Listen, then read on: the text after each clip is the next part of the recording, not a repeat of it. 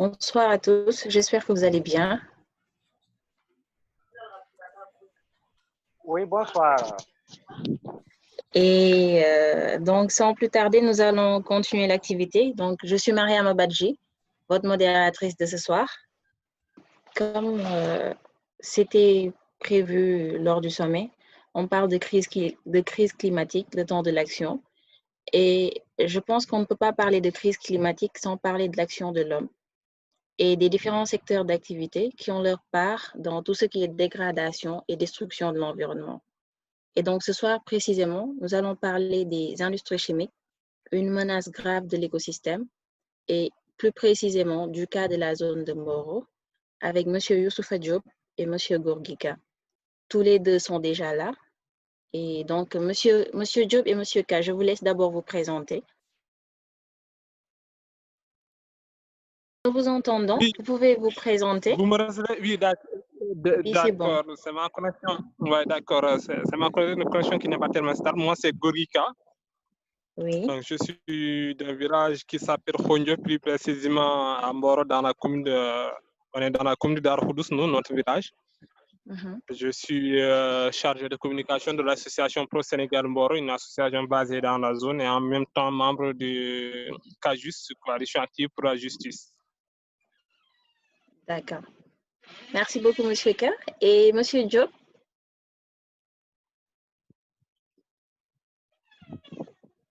Monsieur Diop?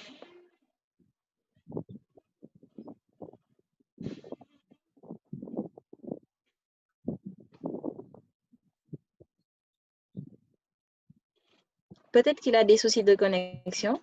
Et donc, Monsieur K, si vous êtes toujours là, on pourra poursuivre et je vous laisse faire une petite introduction par rapport au thème du panel qui parle des industries chimiques, une menace grave de l'écosystème. Et on parle ce soir du cas de la zone de Mboro. D'accord. Ok, merci madame. Quand même, je pense que c'est un sujet très intéressant et d'ailleurs j'en profite pour remercier l'initiatrice de cette activité qui est Ndeye Dieguen qui nous a aussi fait l'honneur de nous associer.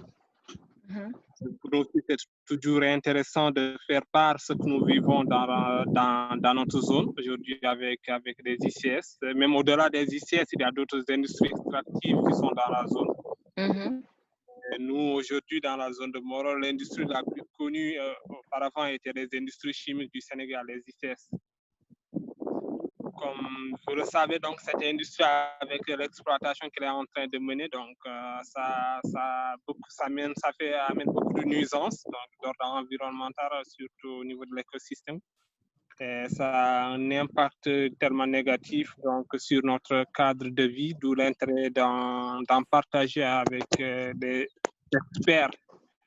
Peut-être qu'à l'issue de ce sommet, donc, ce que nous retiendrons, peut-être des solutions pour en ressortir et les conclusions qu'on va retenir de ce sommet nous permettra d'en partager avec les autorités administratives qui peuvent décider, qui ont le droit aussi de décider sur notre cadre de vie, surtout sur comment tenir notre écosystème.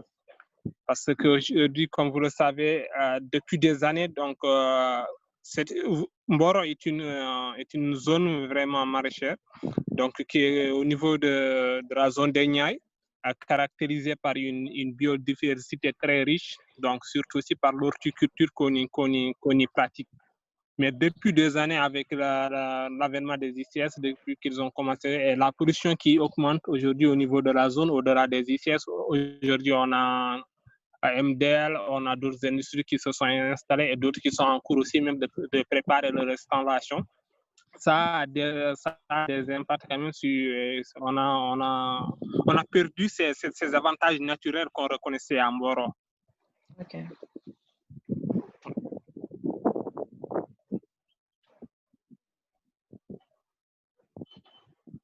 Allô, bonsoir. Bonsoir, Monsieur Diop, vous êtes là? Oui, je suis là. Bonsoir à tout le monde. Bonsoir et bienvenue. Donc, vous pouvez d'abord vous présenter, nous parler un peu de ce que vous faites d'abord.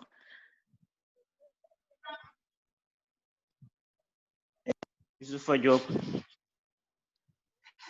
C'est juste pour dire que je dois parler sur le thème de l'exploitation minière qui est une grave menace pour l'écosystème de la zone de Mboro et surtout dans la commune de Darou-Khoudoss. Je remercie également M. Gourbi c'est un réel plaisir de partager avec lui ce panel. On a partagé ensemble le lycée Mboro, même si on ne se connaissait pas auparavant. Mais ça, c'est un réel plaisir de partager ce panel avec vous aujourd'hui. D'accord, merci beaucoup. Monsieur K, je vous laisse poursuivre. Et après Monsieur Diop, on revient à vous. Oui, d'accord. Par exemple, nous aussi, au niveau, tout à l'heure, je parlais aussi de cette vulnérabilité écologique et climatique qu'on est en train de vivre au niveau de la zone. Par exemple, ça a des risques et ça a un niveau de précarité très élevé au niveau de la population, mais aussi surtout au niveau des activités qu'on y mène. Par exemple, aujourd'hui, si je prends le cas de mon village où les ICS déversent le déchet d'acide phosphorique 24 heures sur 24. Donc, il y a des camions qui font la ronde 24 heures sur 24 à un rythme très élevé. Et aujourd'hui, le déversement de ce produit est estimé à 150 mètres cubes par jour, du moment où ça dépend du niveau de la production de l'industrie. Peut-être que ces derniers mois même, je disais peut-être qu'ils ont doublé ça. Parce que une fois au village, j'ai constaté que le nombre de camions qui faisaient cette rotation a augmenté. Et ce produit qui est déversé en mer a d'énormes conséquences sur la santé de la population. Par exemple, parfois, on constate beaucoup de maladies pulmonaires et respiratoires au niveau du village. Avec, en plus de cela aussi,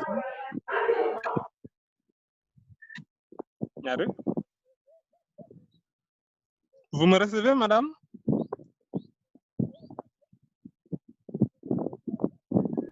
Oui, monsieur K, je vous reçois bien. D'accord. En plus de cela, ces activités ont encore leurs conséquences sont rarement ressenties au niveau des activités maraîchères de la zone. Par exemple, là où on avait des rendements quand même très importants, aujourd'hui ça a baissé. Peut-être que là, d'où l'intérêt de mener des études, est-ce que c'est en rapport, par exemple, du niveau de toxicité du produit? Nous, population surtout du village de Khondio, à chaque fois nous disons que ce sont ce produit qui cause d'énormes maladies à la population. Maintenant, de l'autre côté aussi, il y a des démentis qui sont aussi leur position, ils regardent leur position sur ça. Ce qui a même prévalu tout récemment, le 9 juillet dernier, le 9 juillet 2019, la visite du ministre de l'Environnement et du Développement durable, M. Abdelkarim Sall, au niveau du village.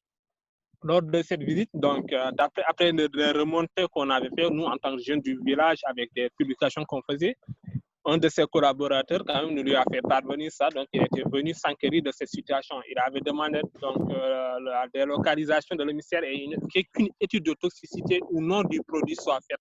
Mais jusqu'à présent, nous attendons quand même que ce résultat soit publié et que ce résultat n'est pas encore publié. Ou si elle est publiée, on n'en a pas pris connaissance parce qu'on n'en a pas une disposition, on n'a pas mis ça à notre disposition. En ce qui concerne la délocalisation de l'émissaire, c'est en cours, mais quand même, cela n'empêche pas que les conséquences sont toujours là. Par exemple, au niveau de la mer, c'est ce produit qui est déversé en mer, quand même, a d'énormes conséquences au niveau de la flore marine et aussi au niveau des activités maraîchères, comme je disais tout à l'heure, mais aussi au niveau des animaux qui sont dans la zone. Par exemple, ceux qui pratiquent l'élevage en un moment de l'année, ça impacte l'activité, surtout là où nous allons vers la saison des pluies. Par exemple, cette piste qui est pratiquée ou bien dans d'autres zones où les ICS ont de grandes exploitations, avec le tarissement de l'eau, si certains animaux boivent ça, donc ça a un impact sur l'état de santé et d'ailleurs certains en meurent. Ce qui reste à dire aussi, c'est un peu les fuites de gaz qu'on note. Par exemple, même l'année dernière, il y a beaucoup d'acteurs, beaucoup de cultivateurs qui ont perdu leur récolte avec ces fuites de gaz. Mais jusqu'à rien n'a été fait, ils n'ont pas été dédommagés et qu'aucune solution n'a été prise vers cela.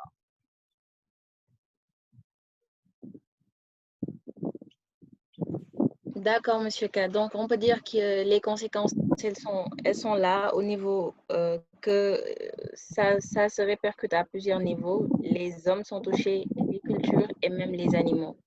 Oui, Et donc, c'est ça. Monsieur Diop, vous êtes là. Oui, Je vous laisse faire vous aussi votre introduction et commencer. voilà, merci, Madame Panambachi. Voilà, mon intervention, ce sera axée principalement sur 3 points. D'abord, je vais essayer de faire un tout petit peu l'économie du sous-sol de la commune de Darokoudos que je vis. Ensuite, parler des impacts environnementaux que l'exploitation minière engendre. Et enfin, essayer de préconiser des solutions et formuler quelques recommandations. Maintenant, vous savez que la commune de Darou est l'une des plus riches communes sur le plan minier. Il y a une richesse extraordinaire, que j'allais dire, une richesse rare. Notamment, on note le phosphate, le zircon, le lignite, la rouille, etc., etc. Mais ces exploitations minières, vous êtes sans savoir que ces exploitations minières engendrent beaucoup de dommages. Naturellement, avec la pollution atmosphérique, donc on peut citer comme source de polluants les gaz à effet de serre, tels que les NOx, les SOx, le CO2, etc., ce qui cause beaucoup de dommages, et plus particulièrement les pluies acides, etc. Et généralement, des fois, la destruction, et également la destruction de la j'allais dire. Parmi également ces polluants, nous pouvons noter également le F2H, le F6H6, ce qu'on appelle communément le jus fluo. Ça, c'est le liquide ou bien l'acide qui est versé au niveau de Honjo, comme l'a si bien dit Gordy tout à l'heure. C'est un acide qui est toxique et très corrosif par rapport à l'homme. Également, parmi les polluants aussi, il faut noter également les particules mineures, c'est-à-dire ce qu'on appelle les particules fines, la poussière et autres, parce que qui dit exploitation minière dit exploitation minière dit également le dégagement de particules mineures. Ceux-ci ont d'énormes conséquences, surtout sur le plan sanitaire, comme sur le plan sanitaire, sur le plan agricole et d'autres. J'allais dire que sur le plan sanitaire, ici, dans le poste de santé de Darokoudos, tout ce que je sache sur les 10 maladies les plus diagnostiquées, sont liées à la pollution de l'air. Parce que sur l'ensemble, sur les 10 maladies qui sont les plus diagnostiquées, on a tous les rhumes qui sont engendrés par la respiration des poussières, également les S8, c'est-à-dire le soufre qui se déverse dans les voies publiques. Également, il y a les infections respiratoires qui sont très fréquentes aujourd'hui. La grippe, les EPI gastralisiques qui sont également très répandus, mais il faut également noter la diarrhée cérébrale. La diarrhée cérébrale des moins de 5 ans provient souvent après les fuites de gaz, comme je me rappelle en 2019. Septembre 2019, il y avait une fuite de gaz au niveau des ICS qui avait valu à beaucoup d'enfants des diarrhées, et surtout selon les sources sanitaires, ils nous disent qu'au moins sur les 2 jours, c'est-à-dire le 19 et le 20 et le 20 septembre 2019, ils ont diagnostiqué plus de 164 cas d'enfants qui ont la diarrhée. Également, il y a les angines et les asthénies physiques les assainies physiques qui sont liées. Parce que si on ne respire pas correctement, on se fatigue, on se fatigue rapidement, raison pour laquelle on pourrait dire que ces genres de maladies sont liées à la pollution de l'air. Maintenant, en ce qui concerne la culture maraîchère, la culture maraîchère, bien l'agriculture d'une manière générale, également, chaque année, on note des brûlures des feuilles comme par exemple les bissapes, salades, etc. Voilà. Et également, il y a une forte baisse de la productivité parce que si on retourne 10 ans derrière, il y a 10 ans de cela, pratiquement ici à Moro, dans la zone d'Arcos, on avait pratiquement toutes les variétés de mangue, mais aujourd'hui, on peine à avoir même cette productivité. La plupart d'entre elles, c'est-à-dire les arbres manguiers, se meurent parce que pour cette est bonne pour raison parce qu'il n'y a plus assez de photosynthèse. La photosynthèse ne se passe plus correctement et ceci est dû parce que ceci est du fait qu'ils ont capté des particules mineures. Et s'ils captent les particules mineures, les particules mineures se fixent sur les feuilles des plantes et sur les plantes même, ce qui empêche la photosynthèse de se faire correctement. Et du coup, la plante vit par photosynthèse et du coup, elle meurt, elle finit par mourir. Également, on note également une forte baisse du rendement du rendement des produits maraîchers, également dû à une pollution de la nappe phréatique. L'eau qu'on arrose n'est plus de bonne qualité, et ce qui fait que voilà, les plantes ne se passent plus correctement. Et de ce fait, il y aurait une grande baisse de la production. Également, il faut noter que sur ce, également, il y a une possibilité que certaines plantes ou certains cultures où on mange les fruits, c'est-à-dire comme les bissapes, la salade, etc., ne seront plus consommables parce qu'ils ont capté assez de toxicité qui les rendent inconsommables. Également, on note avec les peu de fruits qui nous restent, par exemple les papayes, on note des brûlures des fois sur les fruits. Ceci également est causé par la toxicité,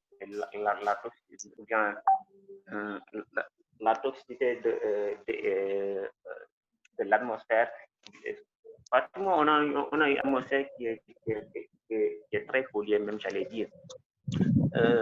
Maintenant, en ce qui concerne les conséquences sur les eaux et les sols, il faudra également noter que sur les sols et les eaux, il y a de fortes conséquences. Parce que, également, comme si je prends l'exemple de Honyo, que tout à l'heure, que mon ami a beaucoup en parlé, c'est-à-dire le jus fluo qui est versé dans la mer entraîne la disparition de nombreuses espèces parce que la mer devient acide et si la mer devient acide, il y a les poissons et autres, les espèces halieutiques en général, chaque espèce a un pH équivalent. Si le pH est inférieur à la pH à son pH vivable, alors ces espèces meurent et du coup il y aura vraiment la disparition de nombreuses espèces. Tout à l'heure, je vais parler des pluies acides. Les pluies acides également ont une lourde conséquence sur le sol parce que ça les lessive. Excusez-moi, Youssoufa, si vous pouvez parler un peu plus fort. Voilà, ok, excusez-moi. Je dirais que c'est bon pour l'instant. Allô? Oui, c'est bon.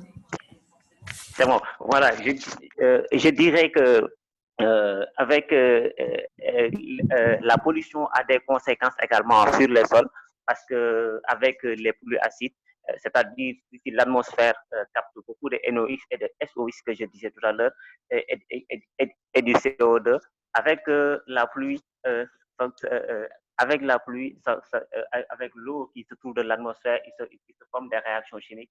Ces réactions produisent de l'acide et de ce fait, lors de la pluie lors de la descente de la pluie, la pluie devient acide. Maintenant, il faut savoir que la pluie est naturellement acide, mais également cette forme de pollution la rend plus acide encore. Et s'il descend sur Terre, voilà, ça lessive les sols, toutes les particules, c'est-à-dire les particules fertiles qui se trouvaient dans le sol sont ravagées par cette acidité, ce qui appauvrit d'ailleurs les sols et rendant également la baisse de la productivité. J'espère que j'allais proposer bien quelques solutions pourraient également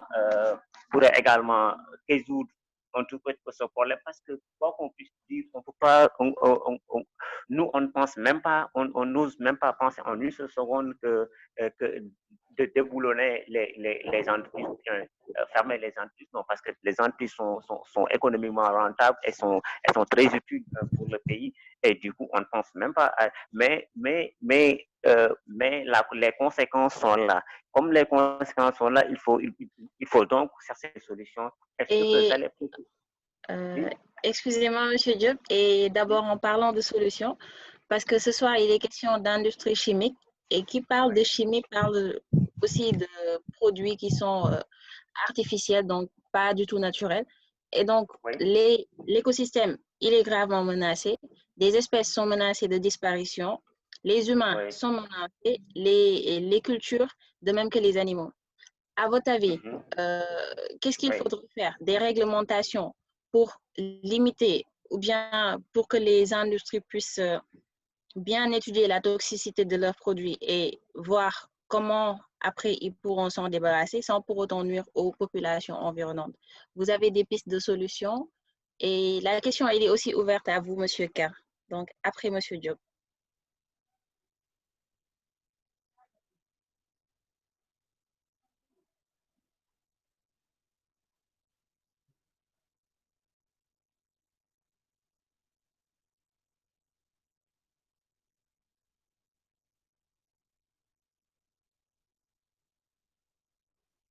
Monsieur K, vous êtes là?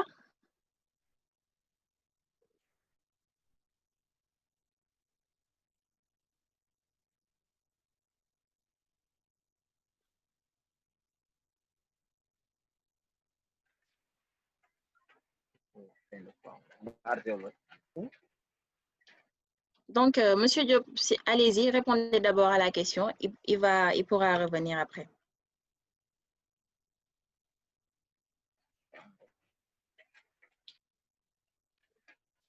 Allô? Allô, oui, vous pouvez déjà répondre à la question. J'ai dit de répéter la question, s'il vous plaît, parce qu'il y a quelque chose qui m'échappe. Ok, je demande par rapport aux pistes de solutions. Je disais, ne pensez-vous pas aujourd'hui que des réglementations par rapport au fonctionnement de ces industries-là et par rapport aux différents moyens pour expédier ou bien se débarrasser de leurs déchets après, pourraient permettre de résoudre ce problème aujourd'hui? Voilà. J'allais dire, en ce qui concerne des pistes de solutions pour des réglementations, j'avais dit tout à l'heure que ça c'est irréversible. Parce que aujourd'hui, sur ce que je sache, moi, je n'ai jamais vu, par exemple, une publication quelque part, ou bien une telle entreprise dit que nous avons fait des études impact environnemental, voilà, voici les résultats, voici, il faut faire ceci, il faut faire cela. Non. Et du coup, il faut qu'il y ait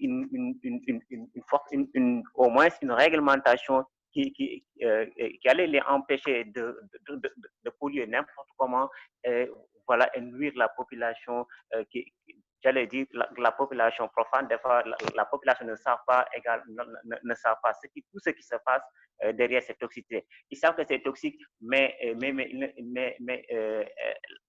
excusez-moi, la population, elles savent qu'elle est toxique, mais elles ne savent pas à quel point elle est toxique.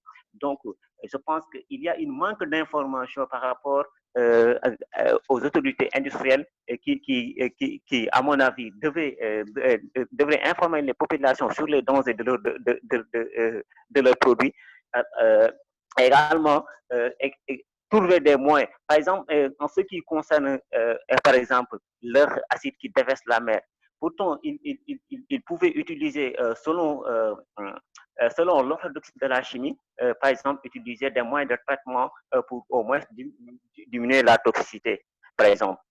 Et également, par exemple, voir par exemple, les S8 qui se déversent toujours dans nos voies. Je pense que là, c'est un problème qui devait se régler depuis Mathusalem, mais ça perce toujours. Ça perce toujours. Parce que c'est transformé par le train et par les camions.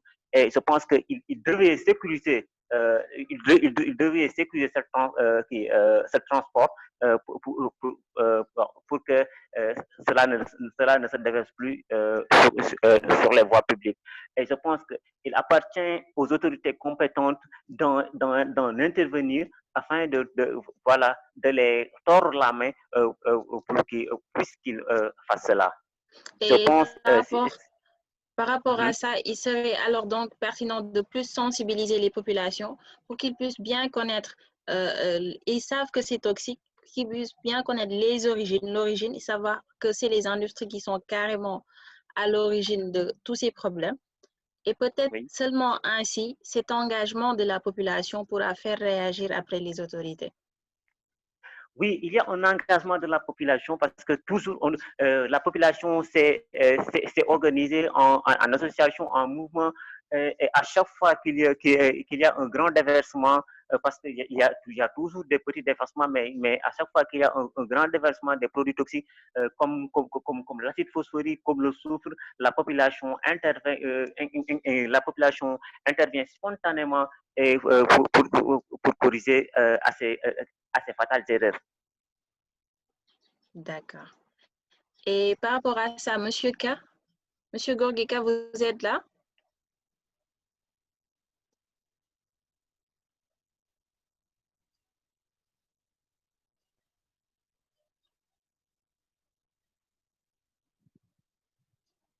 Monsieur K, peut-être qu'il va nous revenir.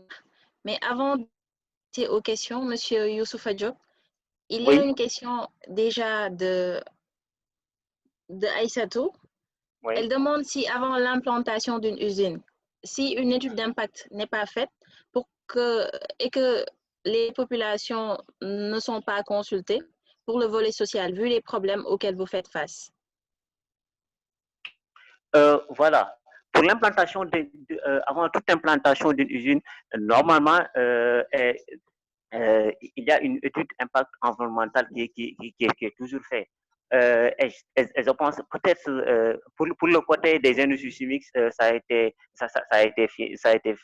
installé depuis bien avant notre parce que si je ne m'abuse pas, les phosphates de Taïba, c'est-à-dire l'exploitation du phosphate, a commencé date de 1950.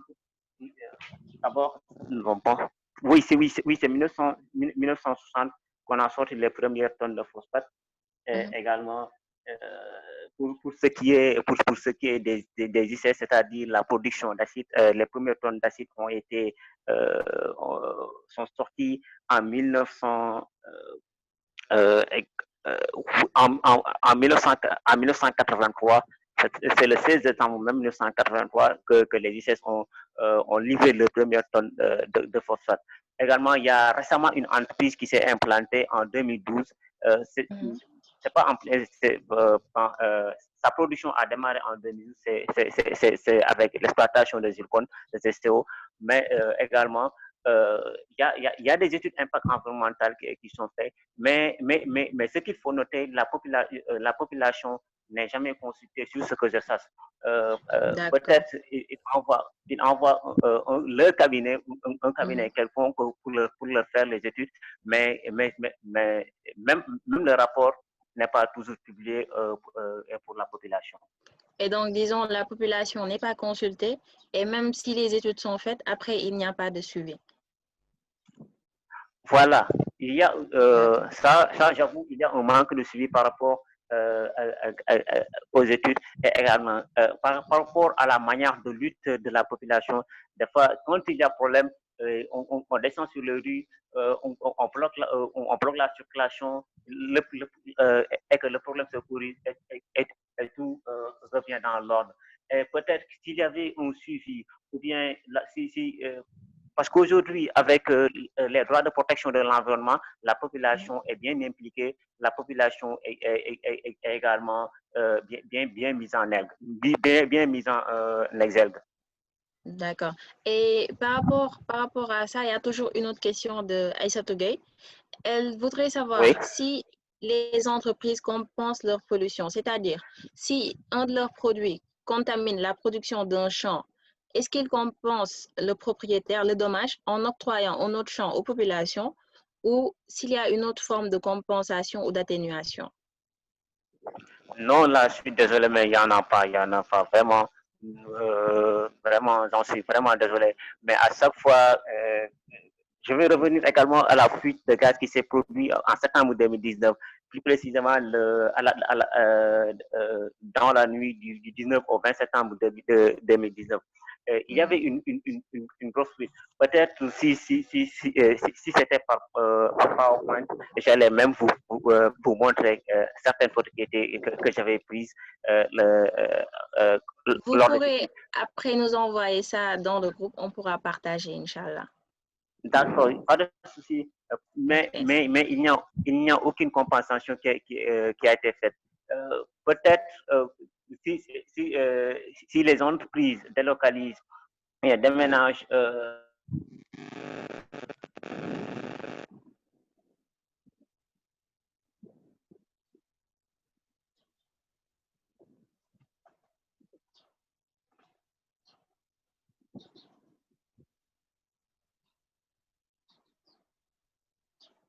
Monsieur Diop, vous êtes là?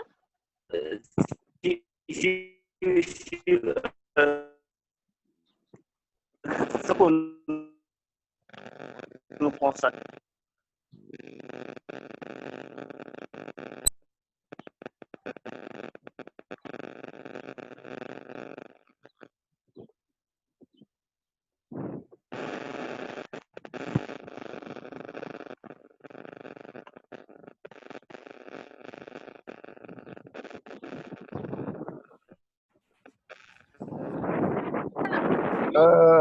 Bonsoir, madame. Je voudrais...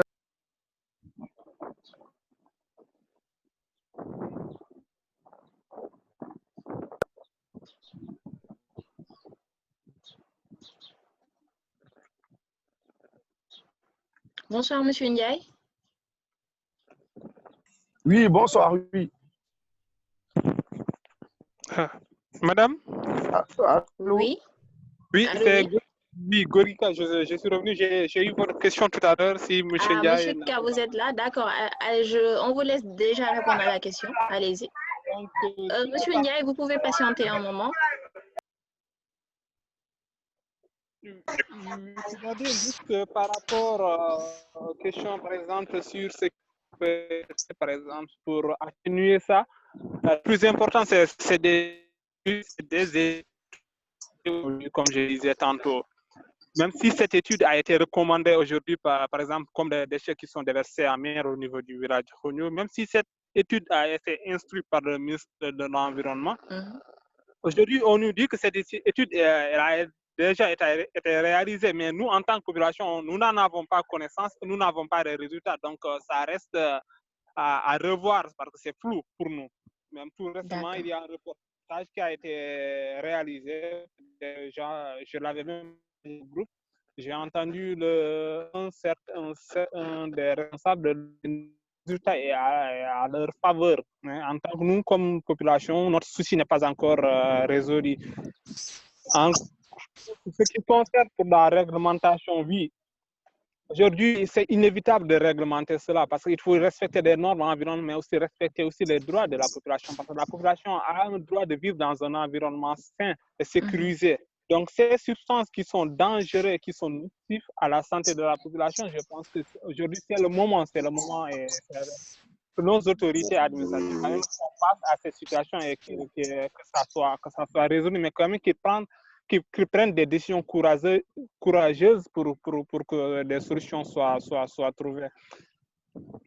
En ce qui concerne aussi pour ça, par exemple, aujourd'hui, ce qui est rejeté en mer, ils peuvent transformer ça avec d'autres matières.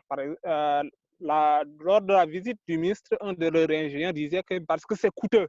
Mais même si c'est coûteux, alors que l'entreprise continue à faire des profits, cela n'est pas une raison pour ne pas investir sur cela, pour essayer de transformer ce produit. Par exemple, si il continue aujourd'hui à rejeter ça en mer et aussi causer des maladies, causer du tort à la population, je pense que tout cela, ce sont des questions qui reviennent au plus haut niveau. Ce n'est pas la population, ce qu'elle peut, c'est toujours alerter, écrire, alerter, comme on est en train de faire aussi, essayer de se réunir, proposer des idées. Maintenant, quand il faut décider, ça revient à nos décideurs qui sont au sommet de l'État.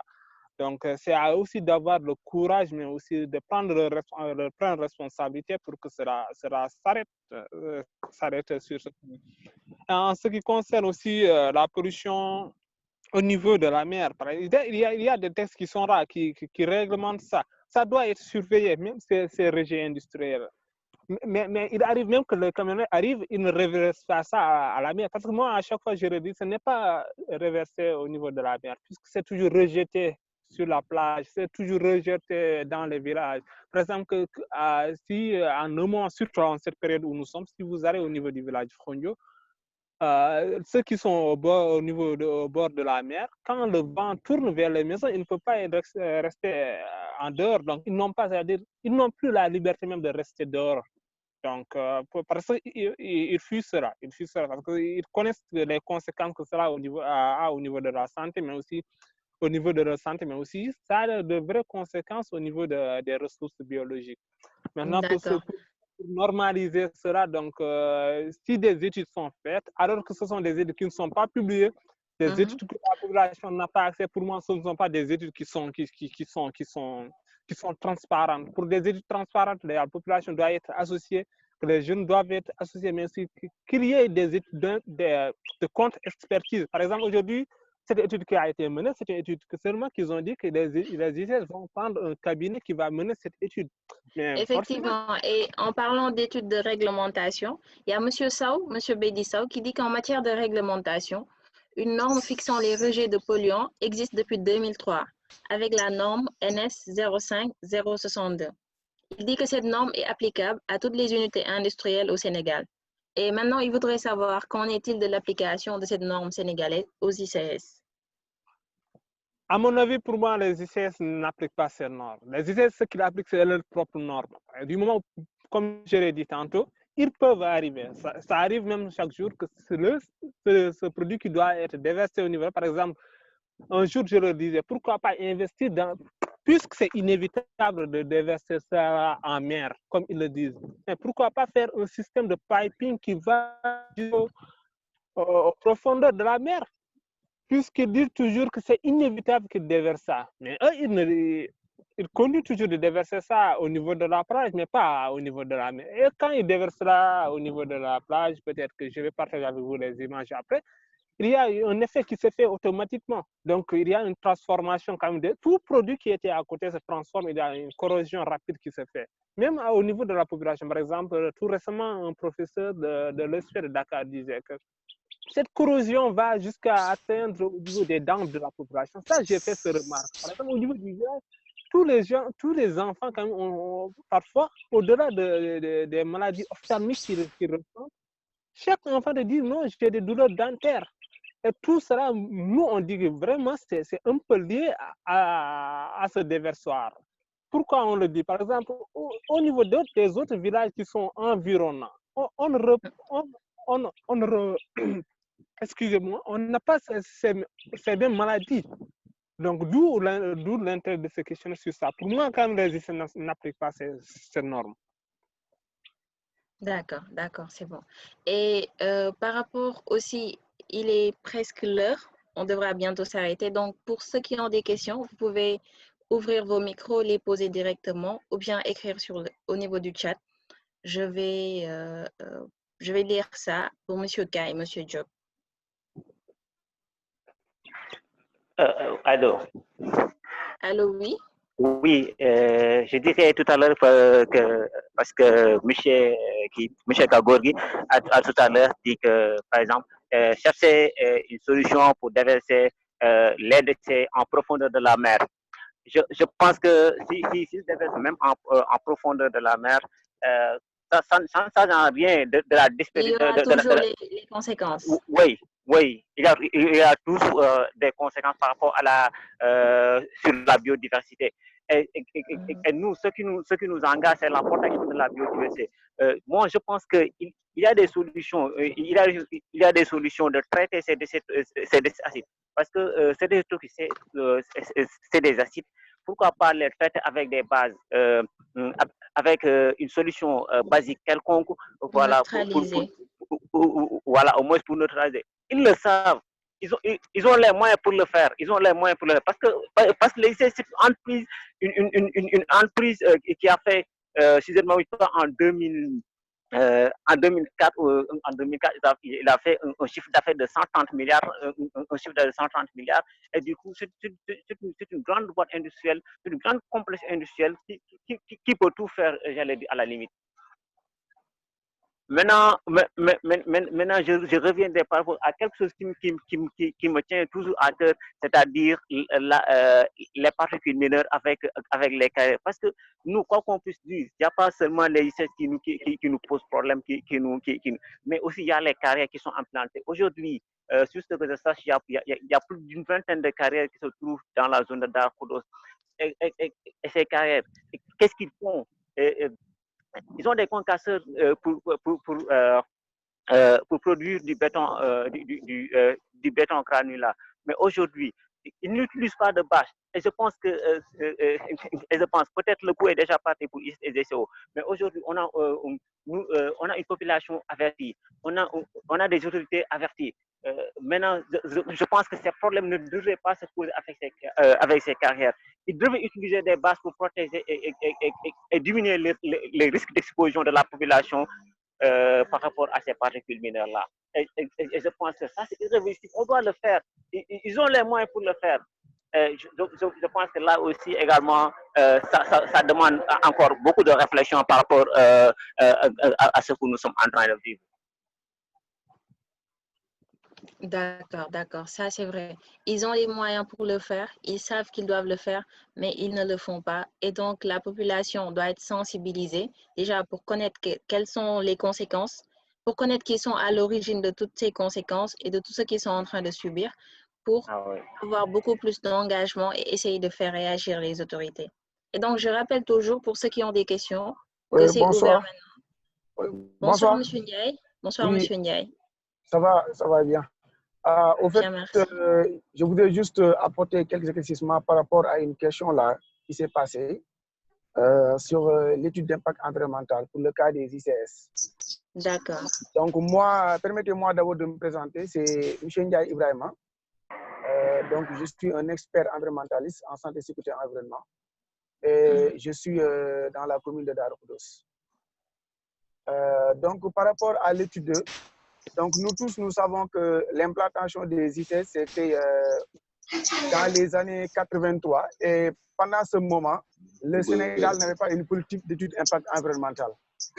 Donc, mais là, il y a la législation. La législation a dit quelque chose sur ça. Les industriels qui se sont imposés, implantés bien avant la politique d'étude d'impact environnemental doivent faire ce qu'on appelle un audit environnemental. Donc, c'est au finish de cet audit-là que l'industrie ou bien, je sais pas, la compagnie minière va présenter à la commune un PGS, un plan de gestion environnementale et sociale. Donc, c'est sur la base de ce PGS-là que les industries vont nous dire quelles sont les mesures qu'il faut mettre en place pour essayer d'atténuer les impacts. Parce que quand on parle d'impact, ce sont peut-être les villages environnants qui sont aux alentours des industries chimiques du Sénégal. Donc, des gens qui ont perdu des sols à cause de l'implantation des ICS. Donc, maintenant, après cette étude, tout à l'heure, il y a quelqu'un qui l'avait dit, il y a ce qu'on appelle la participation et l'information de la population. Parce que aussi, bon, c'est une norme. Donc, on nous a dit que après l'étude ou bien après l'implantation du PS, donc on doit organiser ce qu'on appelle des audiences foraines. Donc, pendant lesquelles on va partager les informations avec les populations par le biais de la mairie. Et aussi, les industries aussi peuvent présenter à la mairie leur plan ou bien demander à la mairie quels sont les projets dont la mairie dispose et la mairie n'a pas les moyens pour les satisfaire. Maintenant, sur le volet social, les IC peuvent dire que nous, voilà ce qu'on peut faire pour aider la mairie par rapport à ces projets-là. Maintenant, bon, la mairie peut dire que nous, ce qui nous concerne, ou ce que nous voulons, c'est par rapport à la pollution, qu'est-ce que vous allez faire pour essayer d'atténuer la pollution? Parce que nous tous, nous savons que les ICS, comme vous l'avez dit, on ne peut pas les déplacer, mais on va essayer de vivre avec. Mais aussi, on peut diminuer, on peut mettre en place des solutions pour permettre à la population de vivre en bonne santé. Donc là, nous, ce que nous pouvons faire, c'est de passer par la mairie. C'est la mairie qui doit jouer ce rôle-là de médiateur entre les ICS et la population. Parce que les ICS, l'État les a déjà demandé de faire une étude. Parce que l'étude, c'est bien avant l'implantation qu'on doit faire une étude d'impact environnemental. Mais les ICS étaient là bien avant cela, donc ils doivent faire un audit. Et sur les conclusions de cet audit, mettre en place dans le côté environnement et social. Aussi, il peut présenter aussi des projets qu'il a aussi et que les ICS va essayer. Après, c'est la mairie de jouer un rôle de médiateur. Donc, comme il est au milieu entre les ICS et la population. Mais pour le cas des ICS, il n'y a pas d'étude d'impact environnemental qui a été faite. Il n'y a pas d'étude. Parce que jusqu'à présent, les ICS, si je ne me trompe pas, on les a demandé de faire un audit environnemental. Donc, c'est cet audit-là qui n'est pas encore fait. Ok, merci beaucoup, M. Ndiaye. Voilà, d'accord. Merci. Merci pour cette brillante contribution. Et donc, on retiendra tous que l'étude d'impact environnemental se fait avant même l'implantation de l'industrie. Et aujourd'hui, à Mboro, comme les ICS sont implantés avant même cette norme, donc aujourd'hui, c'est un audit qu'ils doivent faire. Et donc, c'est la mairie qui doit jouer le rôle d'être le médiateur entre les ICS et la population. Et donc, on arrive à la fin de ce panel. Monsieur K, Monsieur Ndiaye, Monsieur Diop plutôt, si vous êtes là, je vous laisse donner votre mot de fin. Voilà, je remercie tous ceux qui ont pris part à ce panel également et également aux organisateurs qui nous ont permis quand même d'exposer notre problématique concernant l'environnement que nous vivons. Et vraiment, nous souhaitons également que dans l'avenir, qu'on le fasse avec une présence, avec un soin présentiel, parce que nous souhaitons également que sous peu que la COVID-19 pense d'abord avec la COVID-19. Maintenant, si j'ai quelque chose à faire, c'est d'appeler à la responsabilité de tous chacun, à la responsabilité de la population, également aux autorités industrielles, également aux autorités étatiques, de tordre la main à ces différentes entreprises de respecter la législation sur la protection de l'environnement. Et sur ce, je vous dis merci également. Merci beaucoup, Monsieur Diop. Monsieur K, Monsieur Gorgeka, vous êtes là? Le mot de la fin?